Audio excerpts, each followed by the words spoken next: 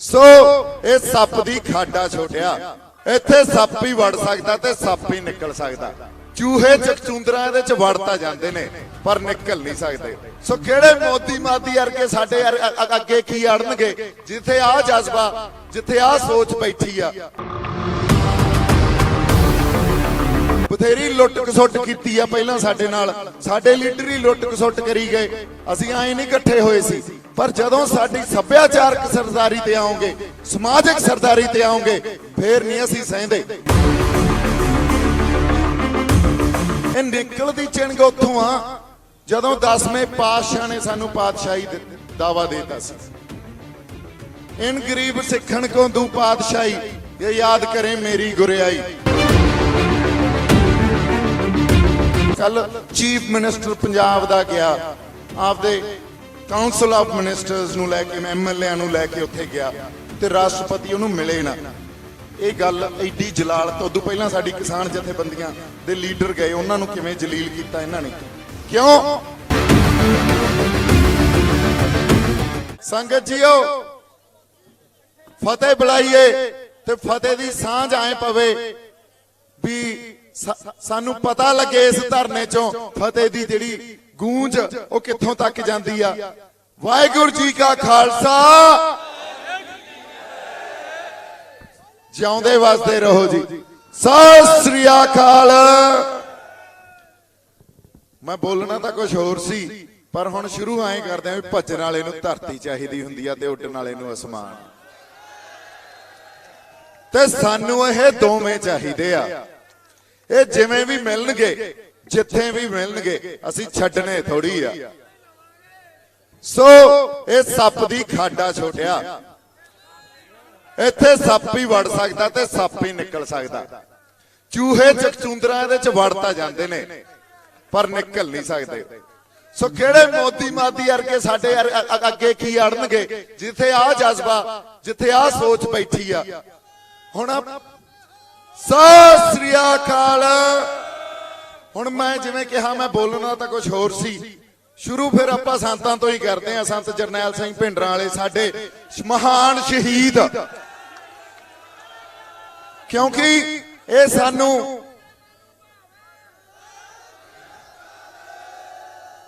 ਸਾਨੂੰ ਡਰਾਉਂਦੇ ਆ ਵੀ ਤੁਸੀਂ ਉਹਨਾਂ ਸ਼ਹੀਦਾਂ ਦਾ ਨਾਂ, ਤੁਸੀਂ ਆਪਦੇ ਗੁਰੂਆਂ ਦਾ ਨਾਂ, ਉਹਨਾਂ ਦਾ ਫਲਸਫਾ, ਉਹਨਾਂ ਦੇ ਸਿਧਾਂਤਾਂ ਦੀ ਗੱਲ ਨਾ ਕਰੋ। ਇਹ ਡਰਾਉਂਦੇ ਆ। ਇਹਨਾਂ ਨੂੰ ਪਤਾ ਜੇ ਉਹਨਾਂ ਦੀ ਗੱਲ ਕਰਨਗੇ, ਇਹਨਾਂ ਨੇ ਸਾਨੂੰ ਜਿਉਣ ਨਹੀਂ ਦੇਣਾ। ਮੁੜ ਕੇ ਸਾਡੀਆਂ ਸਰਦਾਰੀਆਂ, ਜਿਹੜਾ ਅੱਜ ਸਰਕਾਰ ਸਮਝ ਰਹੀ ਹੈ ਨਾ ਵੀ ਸੱਭਿਆਚਾਰਕ, ਆਰਥਿਕ ਤੇ ਸਮਾਜਿਕ ਸਰਦਾਰੀ ਦਿੱਲੀ ਦੀ ਹੋਵੇ ਤੇ ਪੰਜਾਬ ਨਹੀਂ ਬਰਦਾਸ਼ਤ ਕਰ ਸਕਦਾ। ਤੁਸੀਂ ਆਰਥਿਕ ਸਰਦਾਰੀ ਲੈ ਲਓ। ਬਥੇਰੀ ਲੁੱਟ ਖਸੁੱਟ ਕੀਤੀ ਆ ਪਹਿਲਾਂ ਸਾਡੇ ਨਾਲ, ਸਾਡੇ ਲੀਡਰ ਹੀ ਲੁੱਟ ਖਸੁੱਟ ਕਰੀ ਗਏ। ਅਸੀਂ ਆਏ ਨਹੀਂ ਇਕੱਠੇ ਹੋਏ ਸੀ, ਪਰ ਜਦੋਂ ਸਾਡੀ ਸੱਭਿਆਚਾਰਕ ਸਰਦਾਰੀ ਤੇ ਆਉਂਗੇ, ਸਮਾਜਿਕ ਸਰਦਾਰੀ ਤੇ ਆਉਂਗੇ, ਫੇਰ ਨਹੀਂ ਅਸੀਂ ਸਹਿੰਦੇ। ਫੇਰ ਪੰਜਾਬ ਹਮੇਸ਼ਾ ਆਪਦਾ ਬਾਗੀਪੁਣਾ ਦਿਖਾਉਂਦਾ। ਇੱਕ ਬਾਗੀਪੁਣਾ ਅਸੀਂ 84 ਤੋਂ ਬਾਅਦ ਦਿਖਾਇਆ ਸੀ ਤੇ ਅੱਜ ਫੇਰ ਪੰਜਾਬ ਜਵਾਨ ਹੋਇਆ ਤੇ ਆ ਖੜਾ ਜਵਾਨ ਹੋਇਆ। ਤੁਸੀਂ ਲਾ ਲਓ ਨਸ਼ਿਆਂ ਤੇ, ਤੁਸੀਂ ਲਾ ਲਓ ਗਾਣਿਆਂ ਤੇ, ਤੁਸੀਂ ਕਹਿ ਦਿਓ ਪੰਜਾਬ ਦੀ ਜਵਾਨੀ ਜਾਗਦੀ ਨਹੀਂ ਜਾਂ ਪੰਜਾਬ ਦੀ ਜਵਾਨੀ ਚੱਲੀ ਆ ਬਾਹਰ। ਆ ਖੜੇ ਆ ਪਤੰਦਰ ਸਾਹਮਣੇ, ਭਰਾ ਦੋ ਇਹਨਾਂ ਤੇ ਡਾਂਗਾ ਗੋਲੀਆਂ, ਖੜ ਜਾਣਗੇ, ਅਸੀਂ ਨਾਲ ਖੜੇ ਆ। ਸੋ ਪੰਜਾਬ ਦਾ ਬਾਗੀਪੁਣਾ ਜਿਹੜਾ ਇਹ ਜਾ ਨਹੀਂ ਸਕਦਾ। ਇਹ ਕਿਉਂ ਨਹੀਂ ਜਾ ਸਕਦਾ? ਅਸੀਂ ਸਮਝਦੇ ਹਾਂ ਸਾਡਾ ਸਿਧਾਂਤ, ਜਾਂ ਅਸੀਂ ਇਹ ਚਿੰਗ ਨਿਕਲਦੀ ਕਿੱਥੋਂ ਆ।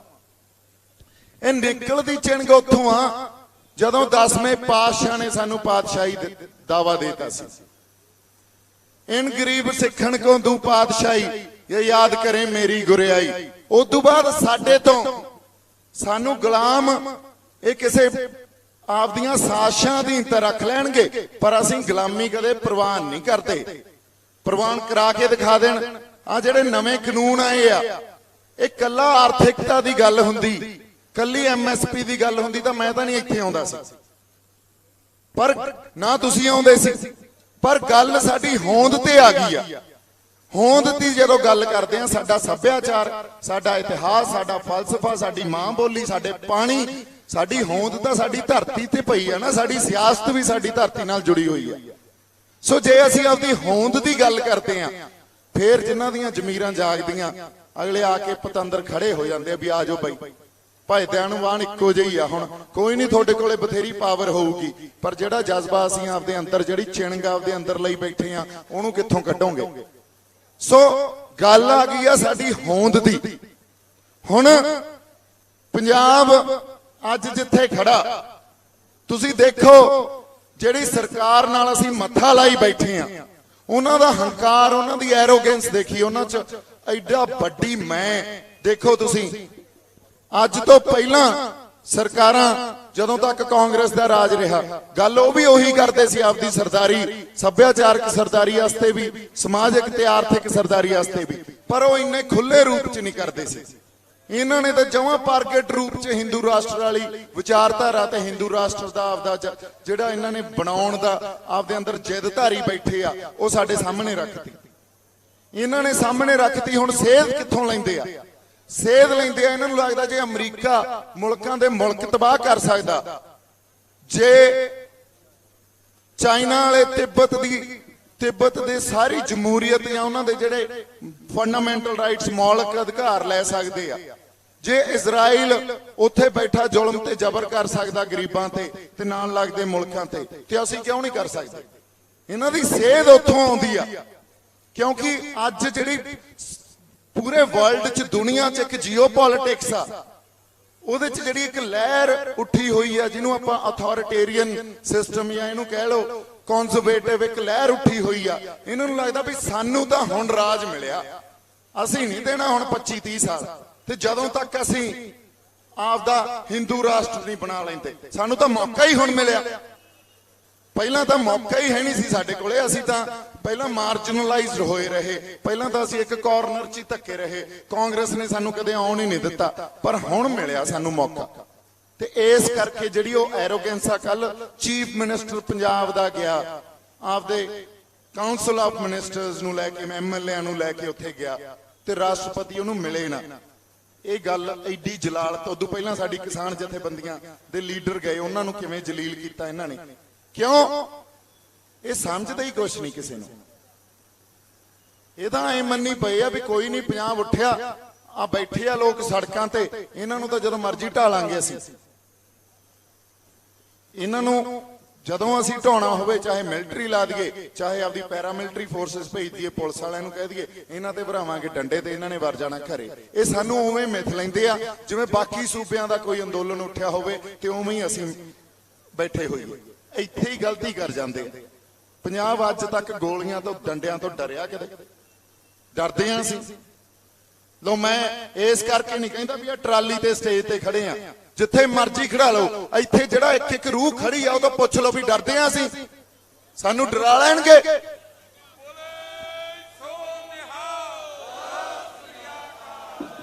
ਸੋ ਗੱਲ ਜਦੋਂ ਸਾਡੀ ਹੋਂਦ ਤੇ ਆ, ਸਾਡੇ ਗਲਮਿਆਂ ਨੂੰ ਹੱਥ ਪਾ ਲਿਆ, ਫੇਰ ਨਹੀਂ ਸਾਡੇ ਤੋਂ ਟਿਕਿਆ ਜਾਂਦਾ। ਸਾਨੂੰ ਗੁਲਾਮੀ ਕੀ ਹੁੰਦੀ ਆ? ਗੁਲਾਮੀ ਦਾ ਅਹਿਸਾਸ ਜਦੋਂ ਅੰਦਰ ਆਪਦੇ ਅਸੀਂ ਆਪਦੇ ਪ੍ਰਵਾਨ ਕਰ ਲਈਏ, ਔਰ ਗੁਲਾਮੀ ਉਦੋਂ ਸਾਡੇ ਸਾਹਮਣੇ ਆਉਂਦੀ ਆ ਜਦੋਂ ਅਸੀਂ ਆਪਦੇ ਫੈਸਲੇ ਲੈਣ ਦਾ ਸਾਡੇ ਕੋਲੇ ਹੱਕ ਸਾਡੇ ਕੋਲੇ ਨਾ ਹੋਵੇ। ਸੰਤ ਜਰਨੈਲ ਸਿੰਘ ਭਿੰਡਰਾਂ ਵਾਲਿਆਂ ਦੀ ਗੱਲ ਕਿਉਂ ਨਹੀਂ ਕਰਨ ਦਿੰਦੇ? ਇਹਨੂੰ ਸੋਚੀਏ ਤਾਂ ਸਹੀ। ਉਹਨਾਂ ਨੂੰ ਪਤਾ ਵੀ ਇਹ ਉਹਨਾਂ ਸ਼ਹੀਦਾਂ ਤੋਂ ਜੇ ਸੇਧ ਲੈਣਗੇ, ਪ੍ਰੇਰਨਾ ਲੈਣਗੇ, ਇਹਨਾਂ ਨੇ ਫੇਰ ਸਾਡੇ ਅਗੇਂਸਟ ਉੱਠ ਕੇ ਖੜੇ ਹੋ ਜਾਣਾ। ਹੋਰ ਤਾਂ ਕੋਈ ਗੱਲ ਨਹੀਂ। ਤੁਸੀਂ ਦੇਖੋ ਜ਼ਿਲ੍ਹਿਆਂਵਾਲੇ ਬਾਗ ਦੀ ਐਡਾ ਵੱਡਾ ਸਾਕਾ ਹੋਇਆ, 1947 ਤੱਕ ਉੱਥੇ ਅਸੀਂ ਕੋਈ ਯਾਦ ਨਹੀਂ ਬਣਾ ਸਕੇ, ਕਿ ਜਿਹੜੀ ਯਾਦ ਬਣੀ ਉਹ 1947 ਤੋਂ ਬਾਅਦ ਬਣੀ। ਕਿਉਂ? ਕਿਉਂਕਿ ਉਸ ਵੇਲੇ ਦੀ ਸਰਕਾਰ ਨੂੰ ਇਹ ਪਤਾ ਸੀ ਜੇ ਇਹਨਾਂ ਨੇ ਯਾਦ ਬਣਾ ਲਈ ਤਾਂ ਉਹ ਯਾਦ ਤੋਂ ਇਹ ਪ੍ਰੇਰਨਾ ਤੇ ਸੇਧ ਲੈਣਗੇ, ਇਹਨਾਂ ਨੇ ਸਾਡੇ ਖਿਲਾਫ ਉੱਠ ਕੇ ਖੜੇ ਹੋ ਜਾਣਾ। ਅੱਜ ਜੇ ਸੰਤਾਂ ਦੀ ਗੱਲ ਕਰਦੇ ਆ, ਗੱਲ ਉੱਥੇ ਹੀ ਆ ਜਾਂਦੀ ਆ ਵੀ ਇਹ ਪ੍ਰੇਰਨਾ ਤੇ ਸੇਧ ਲੈਣਗੇ ਉਹੋ ਜਿਹੀਆਂ ਸ਼ਖਸੀਅਤਾਂ ਤੋਂ, ਤੇ ਮੁੜ ਕੇ ਸਾਡੇ ਖਿਲਾਫ ਉੱਠ ਕੇ ਖੜੇ ਹੋ ਜਾਣਗੇ ਜਿਹੜੇ ਇਹ ਕਹਿ ਕੇ ਗਏ ਸੀ ਵੀ ਅਸੀਂ ਗੁਲਾਮ ਆ। ਇਸ ਪੂਰੇ ਮਾਹੌਲ 'ਚ ਜਿਵੇਂ ਸਾਨੂੰ ਇਹਨਾਂ ਵਿਤਕਰਾ ਕਰਦੇ ਆ ਸਾਡੇ ਨਾਲ, ਸਾਡੇ ਤੇ ਨਵੇਂ ਕਾਨੂੰਨ ਘੜਦੇ ਆ, ਸਾਡੀ ਗੱਲ ਨਹੀਂ ਸੁਣਦੇ, ਸਾਡੀਆਂ ਮੰਗਾਂ, ਸਾਡੇ ਹੱਕ ਕੀ ਆ ਉਹ ਨਹੀਂ ਦਿੱਤੀਆਂ ਜਾਂਦੀਆਂ, ਫਿਰ ਤਾਂ ਗੁਲਾਮ ਹੀ ਹੋਏ ਨਾ।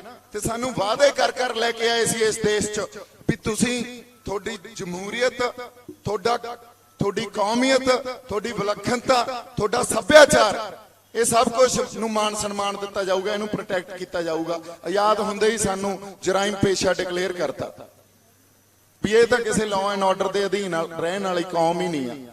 ਪਰ ਉਹ ਕੌਮ ਜਿਹੜੀ ਸਰਬੱਤ ਦਾ ਭਲਾ ਮੰਗਦੀ ਆ, ਅਸੀਂ ਰੋਜ਼ ਅਰਦਾਸ 'ਚ ਇੱਕੋ ਹੀ ਗੱਲ ਕਰਦੇ ਆ, ਨਾਨਕ ਨਾਮ ਚੜ੍ਹਦੀ ਕਲਾ ਸਰਬੱਤ ਦਾ ਭਲਾ।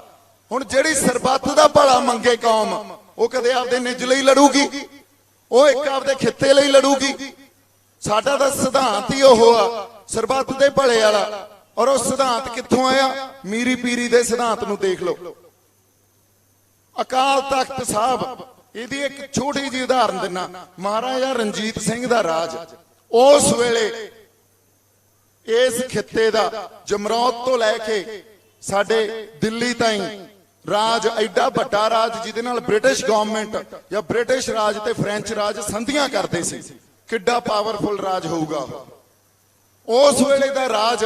ਤੇ ਅਕਾਲ ਤਖਤ ਸਾਹਿਬ ਦੇ ਜਿਹੜੇ ਜਥੇਦਾਰ ਸੀ ਉਦੋਂ, ਅਕਾਲੀ ਫੂਲਾ ਸਿੰਘ, ਉਹਨਾਂ ਨੇ ਸਜ਼ਾ ਲਾਤੀ ਮਹਾਰਾਜੇ ਨੂੰ ਵੀ ਤੇਰੇ 100 ਕੋੜੇ ਪੈਣਗੇ, ਤੂੰ ਤੋਹੀਨ ਕੀਤੀ ਆ ਸਿੱਖ ਰਵਾਇਤਾਂ ਦੀ। ਤੇ ਮਹਾਰਾਜਾ ਆਪਦਾ ਕੁੜਤਾ ਲਾ ਕੇ ਸਾਹਮਣੇ ਖੜਾ ਹੋ ਗਿਆ ਵੀ ਮਾਰ ਲਓ। ਕਿਉਂ? ਕਿਉਂਕਿ ਉਸ ਵੇਲੇ ਜਿਹੜਾ ਸਾਡਾ ਪੰਥ ਸੀ, ਸਾਡੀ ਕੌਮ ਸੀ, ਉਹ ਮਹਾਰਾਜਾ, ਬੇਸ਼ੱਕ ਮਹਾਰਾਜਾ ਰਣਜੀਤ ਸਿੰਘ ਨੂੰ ਮੰਨਦੀ ਸੀ, ਪਰ ਪੰਥ ਦੀ ਅਧੀਨਗੀ ਕਿਹਦੀ ਸੀ? ਸ਼੍ਰੀ ਅਕਾਲ ਤਖਤ ਸਾਹਿਬ ਦੀ।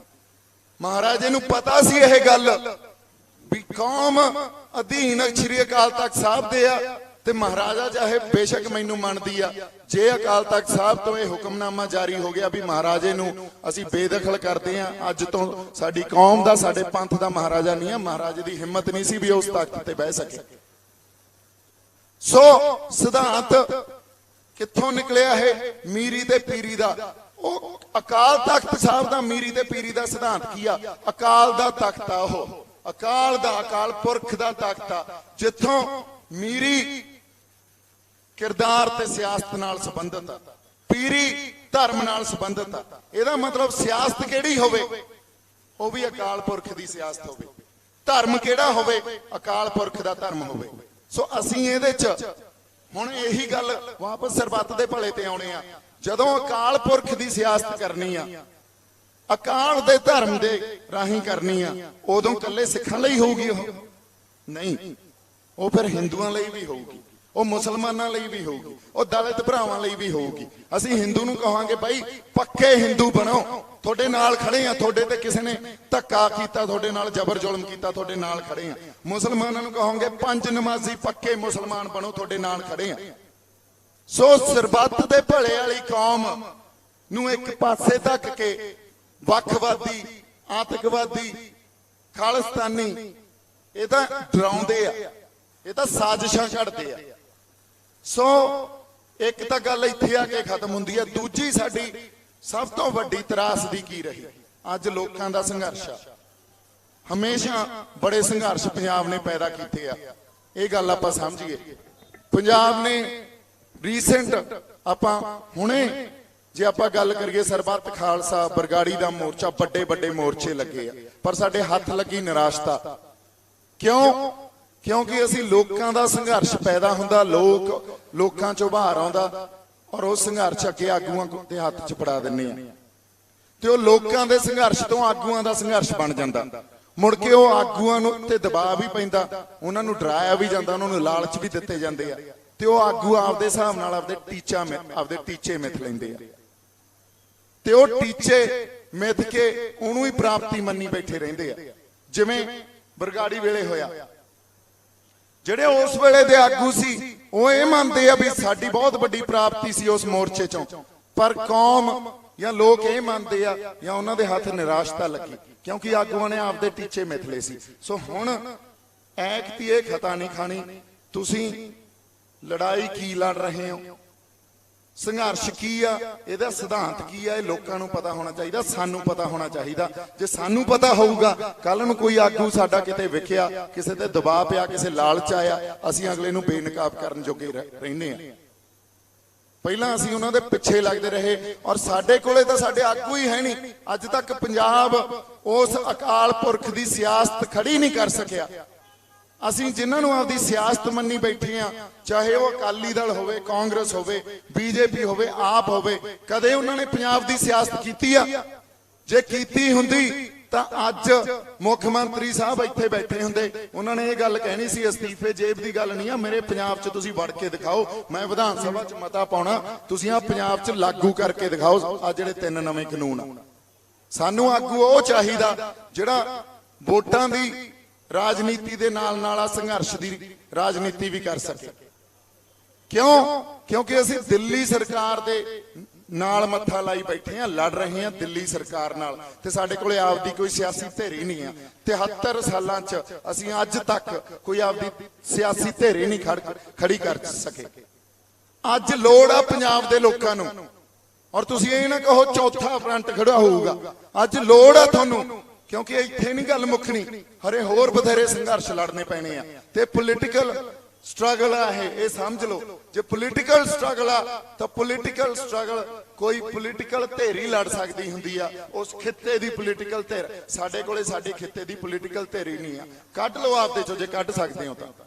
ਮੈਂ ਤਾਂ ਨਹੀਂ ਚੋਣਾਂ ਲੜਨ ਆਇਆ, ਪਰ ਮੈਂ ਇੰਨੀਆਂ ਕੁ ਗੱਲਾਂ ਜਿੰਨੀ ਮੇਰੀ ਸਮਝ ਆ ਉਸ ਹਿਸਾਬ ਨਾਲ ਕਰ ਸਕਦੇ ਆ। ਉਦੋਂ ਬਾਅਦ ਆਪਾਂ ਰਲ ਮਿਲ ਕੇ ਮੰਥਨ ਕਰੀਏ, ਬ੍ਰੇਨਸਟਾਰਮ ਕਰੀਏ, ਨਵੀਂ ਕੋਈ ਇੱਕ ਸਿਆਸਤ। ਤੁਸੀਂ ਦੇਖੋ ਪੰਜਾਬ 'ਚ ਸਾਡੇ ਕਿਸੇ ਦੇ 2 ਕਿੱਲੇ ਵੀ ਹੁੰਦੇ ਆ ਪਿੰਡ 'ਚ, ਉਹ 2 ਕਿੱਲਿਆਂ ਵਾਲਾ ਵੀ ਪੰਚੀ, ਸਰਪੰਚੀ, ਨੰਬਰਦਾਰ, ਪਟਵਾਰੀ, ਉਹ ਇੱਕ ਸਿਆਸਤ ਜੁੜੀ ਹੁੰਦੀ ਆ ਉਹਦੀ। ਉਹਦੇ ਤੋਂ ਜਦੋਂ 2-4 ਕਿੱਲੇ ਵੀ ਚਲੇ ਜਾਂਦੇ ਆ, ਉਹਦੀ ਸਿਆਸਤੀ ਨਾਲ ਖੋ ਕੇ ਲੈ ਜਾਂਦੇ ਆ। ਇਹ ਹੋਇਆ ਕਿਵੇਂ ਹੋਇਆ? ਆ ਮੋਹਾਲੀ 에ਅਰਪੋਰਟ ਬਣਿਆ, ਉੱਥੇ ਐਕਵਾਇਰ ਕੀਤੀ ਕਿਸਾਨਾਂ ਦੀ ਜ਼ਮੀਨ, ਸਾਰੀ ਜ਼ਮੀਨ ਐਕਵਾਇਰ ਕਰ ਲਈ, ਪਰ ਉਹ ਕਿਸਾਨ ਵੀ ਅੱਜ ਸਾਡੇ ਨਾਲ ਬੈਠੇ ਧਰਨਿਆਂ ਤੇ ਮੋਰਚਿਆਂ 'ਚ ਬੈਠੇ ਆ। ਸ਼ੰਭੂ ਵੀ ਆਉਂਦੇ ਆ। ਮੈਂ ਉਹਨਾਂ ਨੂੰ ਪੁੱਛਿਆ ਤੁਸੀਂ ਕਿਉਂ, ਤੁਹਾਡੇ ਕੋਲੇ ਤਾਂ ਜ਼ਮੀਨ ਹੀ ਹੈ ਨਹੀਂ। ਕਹਿੰਦੇ ਯਾਰ ਸਾਡੀ ਸਿਆਸਤ ਹੀ ਲੈ ਗਏ ਨਾਲ, ਸਾਨੂੰ ਪਤਾ ਹੀ ਨਹੀਂ ਸੀ, ਸਾਡੀ ਜ਼ਿੰਦਗੀ ਲੈ ਗਏ ਨਾਲ। ਕੱਲੀ ਜ਼ਮੀਨ ਐਕਵਾਇਰ ਨਹੀਂ ਹੋਈ, ਸਾਡੀ ਜ਼ਿੰਦਗੀ, ਸਾਡਾ ਜਿਉਣ ਦਾ ਜਿਹੜਾ ਇੱਕ ਢੰਗ ਸੀ, ਇੱਕ ਢਾਂਚਾ ਸੀ, ਉਹੀ ਨਾਲ ਚਲਾ ਗਿਆ। ਸੋ ਜੇ ਅੱਜ ਨਵੇਂ ਕਾਨੂੰਨ ਬਣੇ ਆ, ਇਹ ਸਿੰਪਲ ਜੀ ਉਦਾਹਰਨ ਆ ਸਮਝਣ ਵਾਲੀ, ਵੀ ਜਦੋਂ ਸਾਡੇ ਤੋਂ ਆ ਕਾਰਪੋਰੇਟ ਕੰਪਨੀਆਂ ਆ ਕੇ ਸਾਡੀ ਜ਼ਮੀਨ, ਸਾਡੀ ਧਰਤੀ ਸਾਡੇ ਤੋਂ ਲੈ ਜਾਣਗੇ, ਕੰਟਰੈਕਟ ਫਾਰਮਿੰਗ ਕਰਨਗੇ ਜਾਂ ਸਾਨੂੰ ਦੱਸਣਗੇ ਕੀ ਬੀਜਣਾ, ਕੀ ਤੁਸੀਂ ਵੱਢਣਾ, ਤੇ ਸਾਡੀ ਸਿਆਸਤ, ਸਾਡੀਆਂ ਰਵਾਇਤਾਂ, ਸਾਡਾ ਸੱਭਿਆਚਾਰ ਸਭ ਕੁਝ ਹੀ ਨਾਲ ਤੁਰ ਜੂ। ਸੋ ਇਸ ਕਰਕੇ ਪੰਜਾਬ ਆਪਦੀ ਹੋਂਦ ਦੀ ਲੜਾਈ ਲੜ ਰਿਹਾ। ਸੋ ਗੱਲ ਕੱਲੀ MSP ਦੀ ਨਹੀਂ ਆ, ਗੱਲ ਸਾਡੀ ਸੱਭਿਆਚਾਰਕ ਹੋਂਦ ਦੀ ਆ, ਸਾਡੀ ਸਮਾਜਿਕ ਹੋਂਦ ਦੀ ਆ। ਸੋ ਜਦੋਂ ਆਪਦੀ ਹੋਂਦ ਦੀ ਲੜਾਈ ਲੜਦੇ ਆ, ਉਦੋਂ ਤਾਂ ਫਿਰ ਨਿੱਜ ਤੇ ਉਦੋਂ ਆ ਪਦਾਰਥਵਾਦ, ਵੀ ਮੇਰਾ ਯਾਰ ਮੇਰੇ ਕੋਲੇ ਕਾਰ ਆ, ਉਹ ਨਾ ਕਿਤੇ ਖੁੱਸ ਜੇ, ਮੇਰਾ ਘਰ ਨਾ ਖੁੱਸ ਜੇ, ਇਹ ਚੀਜ਼ਾਂ ਤਾਂ ਛੱਡਣੀਆਂ ਪੈਂਦੀਆਂ। ਇਹ ਤੋਂ ਉੱਤੇ ਉੱਠ ਕੇ ਲੜਾਈਆਂ ਲੜਨੀਆਂ ਪੈਂਦੀਆਂ। ਕੱਲਾ ਜਜ਼ਬਾ ਨਹੀਂ, ਜਜ਼ਬੇ ਦੇ ਨਾਲ ਸੇਧ ਨਾਲ ਲੀਡਰਸ਼ਿਪ, ਇਹ ਗੱਲਾਂ ਬਹੁਤ ਜ਼ਰੂਰੀ ਆ।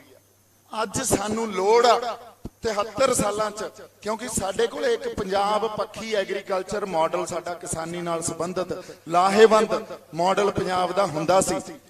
1849 ਤੱਕ ਸਾਡੇ ਕੋਲੇ ਉਹ ਮਾਡਲ ਰਿਹਾ। 1849 ਤੋਂ ਬਾਅਦ ਸਰਕਾਰ ਆ ਗਈ ਅੰਗਰੇਜ਼ਾਂ ਦੀ, ਉਹਨਾਂ ਨੇ ਆਪਦੇ ਹਿਸਾਬ ਨਾਲ ਸਾਨੂੰ ਮਾਡਲ ਦਿੱਤਾ ਕਿਸਾਨੀ ਦਾ।